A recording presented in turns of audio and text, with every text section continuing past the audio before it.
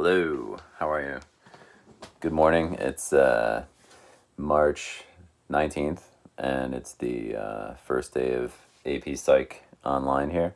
So I figured I basically sent you how I was going to grade, and I figured I would do a little bit of a lesson here about the terms and some of the things you have to know for this module 56 and a little bit of 57. So and like I said, I'll try to get back to you as soon as I can if you email me. And here we go. So I think we stopped off. I have my book here to kind of let me know where everything is. But I think we're at the psychodynamic, which is the big difference between psychodynamic and psychoanalytic was Freud. Psychodynamic is Jung, Adler, and Horney, and those three people kind of diverged from Freud. Freud was all about the sexual experiences when you were a kid, and the psychodynamic was more about, and those three were more about the growth that you experienced as a child. So they were talking about these things called projective tests, and there were two projective tests. There were let me just get my spelling right. Rorschach.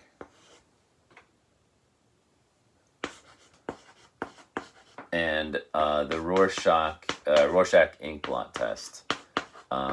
Both of these were ways in which you would basically, for the thematic apperception test, what they would do is they would give you some, they give you a picture to look at, and they would say,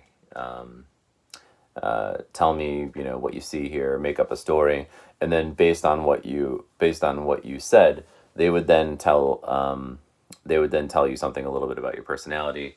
Rorschach inkblot test was you basically had someone drop ink into a paper, fold it up, and then when you looked at it, you were supposed to see something, and whatever you see corresponded to something about your personality.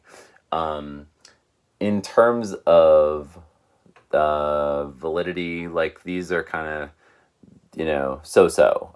Some people are, very, very much in favor of both of these, and some people aren't so crazy about them, but they're both very,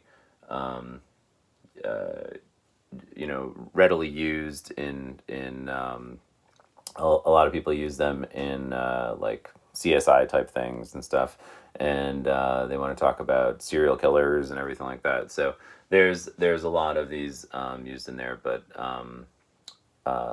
it's kind of hit or miss. Some people like them, some people don't. So and I can send you. I mean, you could look these up, but I could send you a few of these things on Classroom, and you could see what they look like and stuff. So, but there's two things that they said, the two big things that I wanted to discuss, which were the false consensus effect. The false consensus effect, which is basically your modern day projection. So it's kind of the projection. Remember, that's the hypocritical defense mechanism that you employ. You'll hear a lot of people say like, "Oh, maybe I'm projecting because I'm basically taking what I think and putting it onto you." The new way to say it is called the false consensus effect, and basically means like everybody agrees with you. And so the example they give in the text is, if somebody was cheating about, cheating, they think everybody cheats. So, but that's what the modern day projection. So projection is actually a real thing, but it's called the false consensus effect.